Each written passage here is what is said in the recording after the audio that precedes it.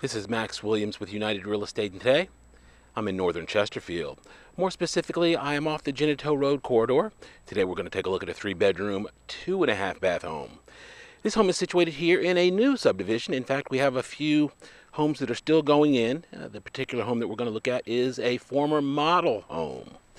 And what large builders do when they are coming into a new subdivision, they will establish one home. Typically, it's towards the front of the subdivision, and it will be the model. You've all seen my videos before of the models, and typically they are well furnished. They have a decorator, interior designer that comes in and does absolutely amazing work on them, and they show absolutely beautifully. The bean counters have established that it is a best practice for these large production builders to actually build that model home and then turn around and immediately sell it to an investor. They then lease that home back for whatever period of time they need in order to get this subdivision sold, and then the home becomes in the possession of the actual investor. The builder obviously is a very good tenant. They have extremely well financed, and they could typically hold it and pay cash and just sell it when they're finished, but they have figured out that it's better to go ahead and lease it. Once they're finished with the subdivision, that investor then has to figure out what they want to do with the home. In this case, this investor has decided to sell. So no one has ever lived here. It has simply been used strictly as a model. When these builders come in and put up a model, they typically will have it nicely upgraded. They'll have some upgrades in it that are popular. It'll also be a popular floor plan as well. They want to have the best presentation possible when someone comes in to take a look at their product. This is a very good floor plan. We've got some unique features that we'll see when we go upstairs. Okay, we've got, I see the 42-inch cabinets, high definition laminate countertop. We've got some really neat features here. This is our laundry nook slash mudroom. And when they build these models, this space, which is now the garage, was actually the sales office. And it was completely set up as an office. They then come in and demo the office and turn it into a garage. The county has a lot to say about what goes into new construction, and they probably have dictated that all of these homes must have garages. Therefore, when the builder is finished, they had to convert this back to a garage. In here, they also have the epoxy floor, which is kind of an upgrade, and the pedestrian door. Also, there's an alarm panel there as well. Those are things we typically would not see in just a traditional new construction home. Okay, we're going to take a look here in our kitchen. All of these appliances, by the way, would convey. You've got the stainless steel appliances, nice 42-inch cabinets. They look really, really good.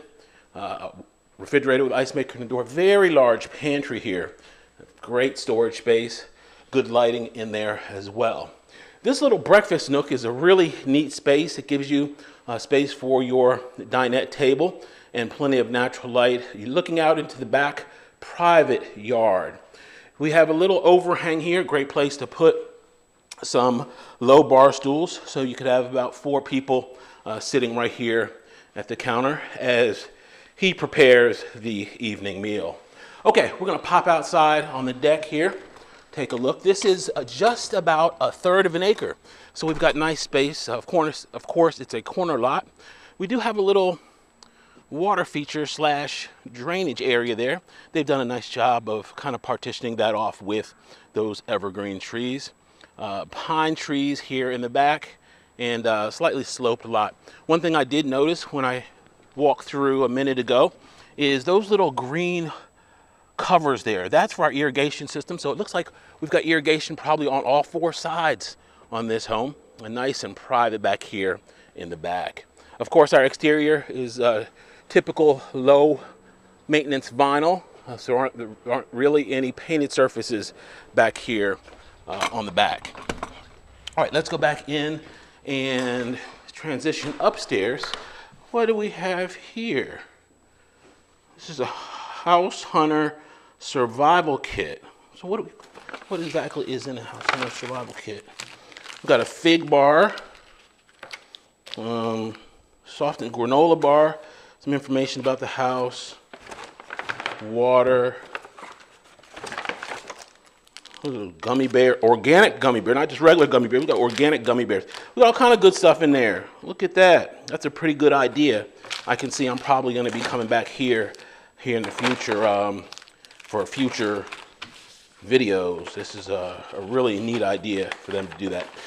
The lender has done a little spreadsheet here, and for FHA, we can see that someone would come in at about $2,133, and that's with 3.5% down. $2,133 is the estimated PITI, principal, interest, taxes, and insurance. That's the total payment somebody would be looking for at the asking price.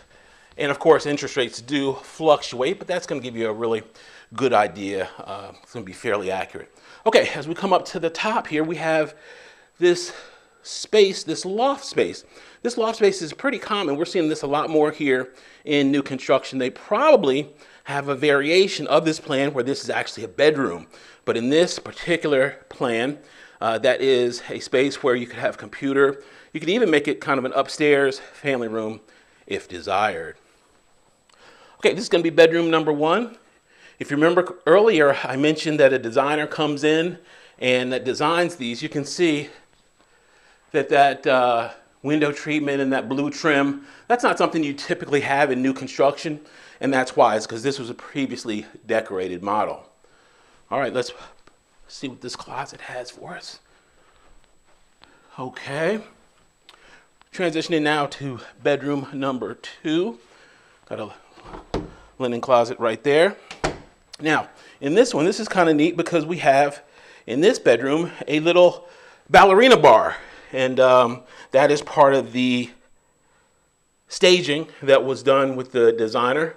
I grabbed it earlier, and it's not something that would really hold my weight. But then again, I'm not a ballerina either, so that kind of makes sense. To the left is our hall bath, and straight ahead is our master suite. Okay, this is now the hall bath that we are in. Pretty typical hall bath. We have a ceramic tile on the floor. Everything is just nice and clean, as you would expect in new construction. We're now going into our master bedroom. Okay, one of the great things about new construction is you're going to get really good closet space. Typically, that's one thing they know is important when they're designing these new homes. And this home definitely does not disappoint. Unlike that punt fest that we had for the Super Bowl, that was just a complete waste of time. However, there's always next year, and you never know what Super Bowl can bring. This is going to be our master bath here. Got a double vanity, nice tall vanity. Nice wide mirror as well. Really good looking appointments. Nice deep linen closet. And as is my custom, we've got to get up nice and close here. In case you were wondering, that's 2.5 gallons per minute on that shower head. It's basically useless information, but it was important to me, so I felt maybe I should share it.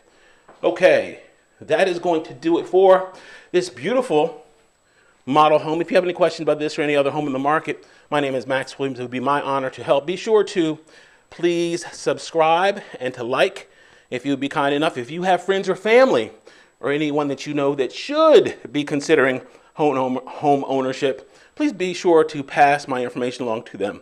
I really, really appreciate your referrals. I appreciate my regulars that always check in with me and say hello.